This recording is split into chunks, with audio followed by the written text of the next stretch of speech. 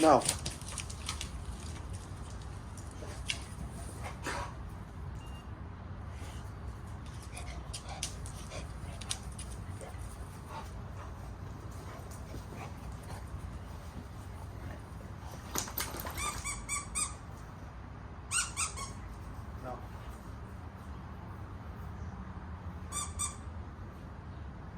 No. No.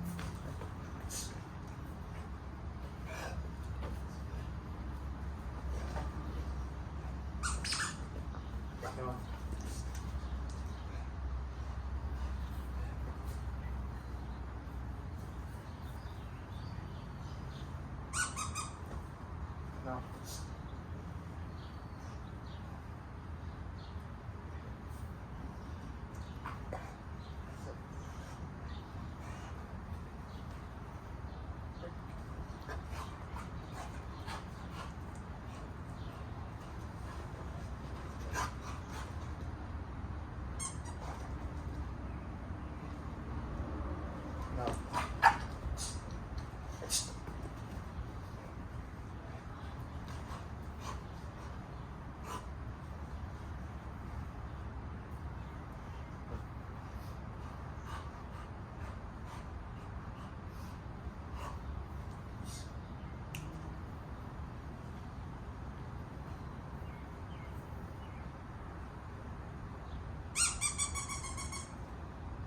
No.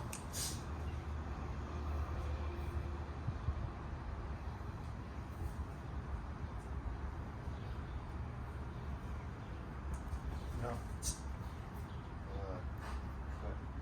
Back.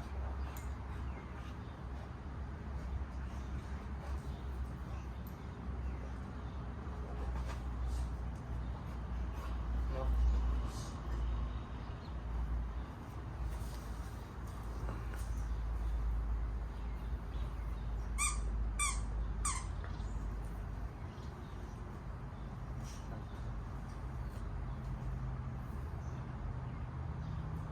Good. Good. All right, small. Sit.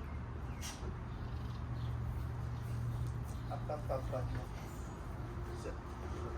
Break.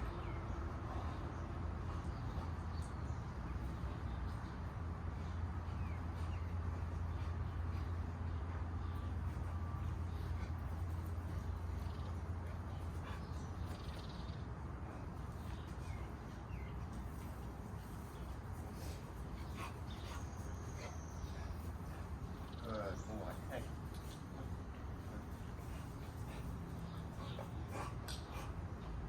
Good. Good. This is good. This is what we're looking for. Offering the behavior. Mine is no longer totally focused on the toy. That's the thing with dogs like him, right? With bulldogs, with these bully breeds in general, but especially bully breeds, you see it there a lot. They become obsessive over this stuff, right? And it just totally clouds their judgment. They can't make proper decisions when they're in this state of obsession. And again, obviously, it just leads to that poor impulse control like you see here with this dog. Absolute worst impulse control I've ever seen in a dog in my entire life with this guy. But we're working on it, and it's through these exercises, through these conversations that we have every day, right? Whether we're just talking about going in and out of our doorways, our thresholds, and us saying no and correcting him for trying to rush out. We do that with the crate, we do that with the doors, we do that with the stairs. Really making him slow his brain down and not acting so impulsively with this stuff. Just slowing down and thinking and following our lead instead of thinking on his own. Because that's what's getting him into trouble with all of this thinking on his own, especially with things that he's just so obsessive about, right? Like if we're talking about toys and stuff. I mean, if you watch on my Facebook, my personal Facebook, I don't know if I posted on my Instagram, but we have a good video of us playing some really intense tug play with Soda here. And he loves it. He loves to play those things. But again, just obsessive with that stuff. So if a toy comes out, that's all he can focus on. And he just needs to go and bite it. He needs to grab it, bite it, and thrash it. And again, it's dangerous behavior for a dog like him, especially at this point now, because he's just absolutely out of control with this, with his lack of impulse control. So what we're doing here, we're doing what we call a resource claiming exercise, using toys, using food, whatever we find our dog deems valuable. For him, it's anything basically, food or toys. We're great for this stuff. And we're going to continue to do this with toys. But basically what we do is we take that resource that he wants, We make it exciting for him, we make it interesting, get his attention on it, and then we claim that resource by tossing it away, placing it on the ground, and the moment he tries to go for it, we mark with an NO, and we correct on our ecollar while stepping into some spatial pressure to let him know that he's not allowed to impulsively move towards that thing unless we give him permission to. And the way we would give him permission is by releasing him with our word for that, which would be YES. We'd say yes, he would be able to go get it, bite it, play with it. That would activate our gameplay. But we're not playing a game right now. This is, you can think of this like your child's toy, or a small animal running across the floor, whatever you want to think of it as, right? But what it's not is something for him to just run and fight because it looks exciting to him, right? So we're gonna use a toy for this. Use food again, place it on the ground, have him come past it. If he tries to go for it, we say no and correct it, while adding some of our spatial pressure to get into his way and move him away from it and de-escalate him, lower his arousal level. You saw here within that exercise I did, his energy levels came way down after a couple repetitions of this, but at first, just absolutely obsessed with the toy. Good. And see already, like just totally inhibited for that. That's exactly what we want. And then we just apply the same concept across the board to, like I said, toys, food, things within your household, right? Your children, other animals, cats, dogs, whatever you want, but whatever gets this dog aroused, we need to apply the same concept to. We need to be able to say our word no or shh, and have that influence to the dog to back up, sit down, and calm down, right? If I take this and I say NO and step into his space, watch what he does. No. Good. You see that? That's deference. That is what we are looking at. That is submission, deference, and him understanding that this is not for him right now. He can't have this. He doesn't need to think about it. He can do something else, occupy himself with something else, right? Even if I give him a release cue, right? Break. Sort of break. He still knows to not go towards my item, my object, right? And again, imagine this was a cat. Imagine this was a small child. Imagine this was your child's friend.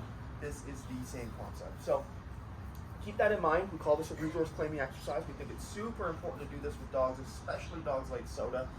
But really any dog, it's a foundational part of our training program.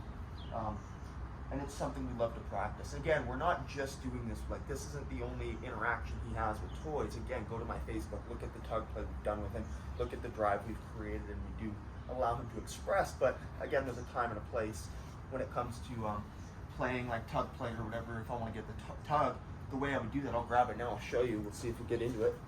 You might not be into it just because we did that exercise now, but we'll see here.